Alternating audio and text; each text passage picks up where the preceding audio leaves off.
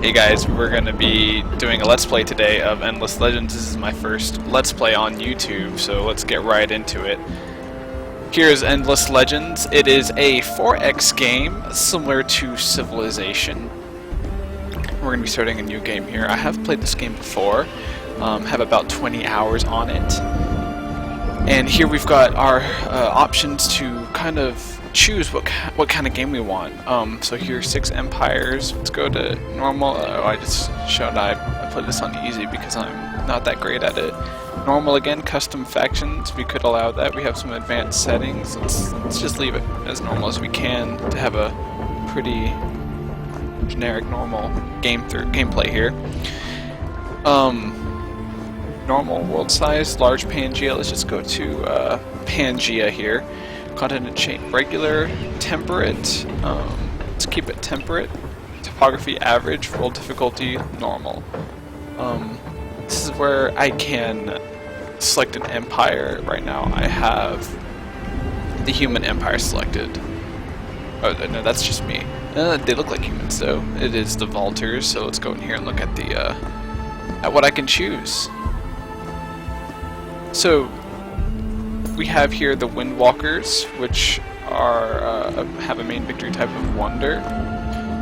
If you want to find out more, there's lots of descriptions here, but I don't want to quite bore you guys with descriptions. Each race has their own set of special abilities and traits. So Windwalkers are sort of the nature-oriented faction here. Broken Lords actually are a very unique faction. They do not need food. They actually rely on dust, which is one of the main currencies of the game, to make lots of purchases. Vultures are very science-heavy. They pretty much I'm trying to find the best way to make a connection, but I'll go and read some of it to you. The true origin of the Vultures is lost, even to themselves. Their history, as they teach it to their children, begins within a great metal habitat lodged beneath the surface of Auriga. Naturally conservative and wary, the Vultures have limited relations with the other people of Auriga. So think of them as human slash like dwarvish humans because they live underground. Necrophages. These guys usually win by elimination. A hive people that survive by ingesting or converting others as they infect them with their plague. The necrophages are scavengers and survivors, always hungry and always hostile. They are viewed as a scourge by other peoples. Ardent mages. These are very scientific people. Their skin looks really cool. Looks like they have a type of tattoo or branding. The primary power of these sorcerers comes from their anger. Having survived a long history of slaughter and starvation, the powers that they discovered and that permitted them to survive were those based on dust, magic, agony, and rage. Roving clans. These guys are traders. They are very, very smart, intelligent. I'll go ahead and read this to you. Traders, explorers, and adventurers. The roving clans are nomadic and mercantile, traversing Auriga on their great beasts of burden. The clans bring commerce and hard-headed negotiation to the far corners of the world. Draken is our next race here. They are very diplomatic, an ancient and venerable race. The scholars of the Draken prize lore, history, and wisdom above all things. Few in number, but exceedingly powerful. They do not seek war, but rather relationships, information, and knowledge. Faction histories, artifacts, and ruins are highly prized by the Draken, while wealth, military power, and advanced technology are viewed as insignificant. And the last race we have available today is the Cultists, and their main victory type is Supremacy. This strange cult is led by 2 creations that are the remnants of the Endless. The Queen, imprisoned within her indestructible throne in the capital city, and the Unspoken, a wandering and perhaps insane being of enormous power. Left alone on the planet for millennia, they have turned against their creators and sworn to destroy every trace of their existence. To do so, they recruit trained and armed lesser beings from the tribes and vagrants that live scattered across the surface of Auriga. Regardless of where they are or to whom they have previously sworn allegiance, when a tribe turns to the cult, it does so until death.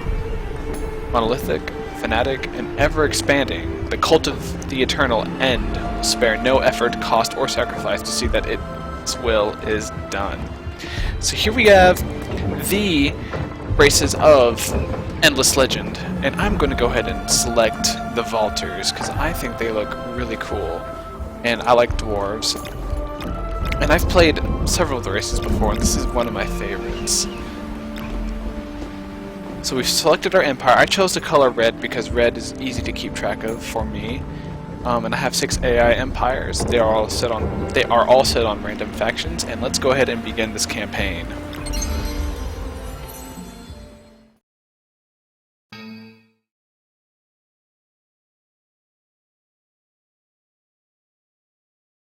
The artwork of this game is actually quite impressive. I'm enjoying it, and I've enjoyed it since it came out.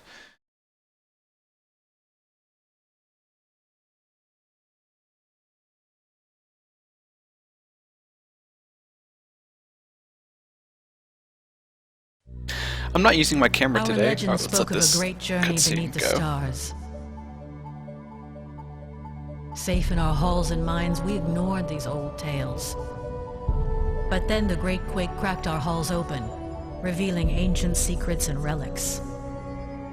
These unknown relics carried our patterns, our images, hints of a hidden past.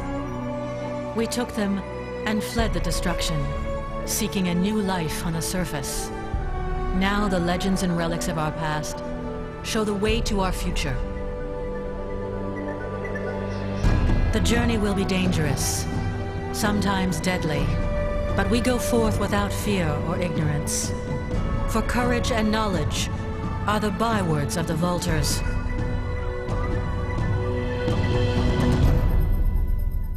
Very cool. We are the Vaulters. Alright, so here is the game world. It is quite vast. You can zoom all the way out. That's us right there. We are in the area called Cyin, or Cyan, or if you want to pronounce C-Y-I-N. So this is our unit, or our collection of units. We have a settler and 2 marines for protection. I'm going to go ahead and turn on the the tile output, and this will show me what each tile will output if I colonize it or have control of it. So let's go over the major resources here. That green is food. It looks like grain there. Food is very important for most of the races, except for the Broken Lords, because they do not rely on food. Food is good for increasing your population, and it's important in the beginning. The blue atom symbol, that represents science, and that will increase the rate in which you learn your researches are completed. The dust is the currency in this game, so the more dust you have, the faster you are able to harvest more. The faster you're able to harvest more dust, therefore you can use that to complete buildings or to recruit new warriors for your army. The orange / dark red, or sort of pale red, is production, so that will help in speeding up production of buildings.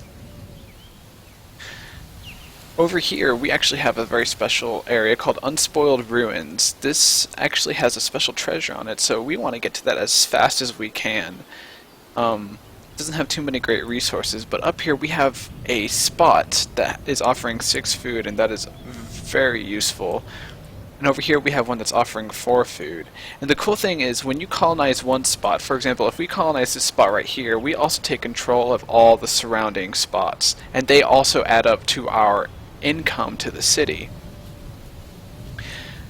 So we're going to go ahead and select our unit here, and let's go ahead and move him there.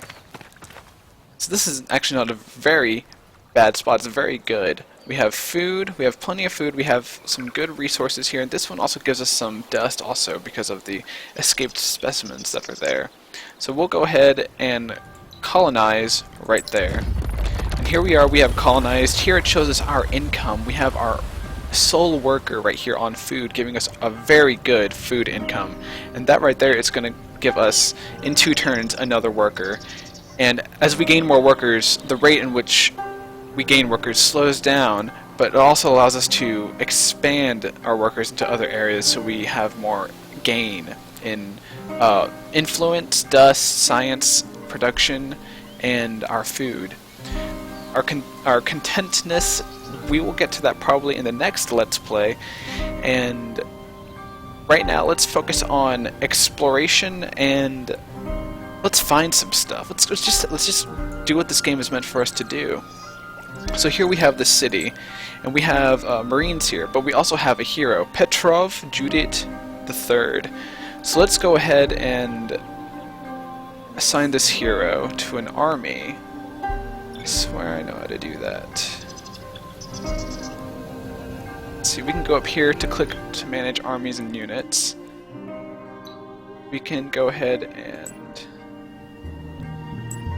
move that person because she already has control of the army.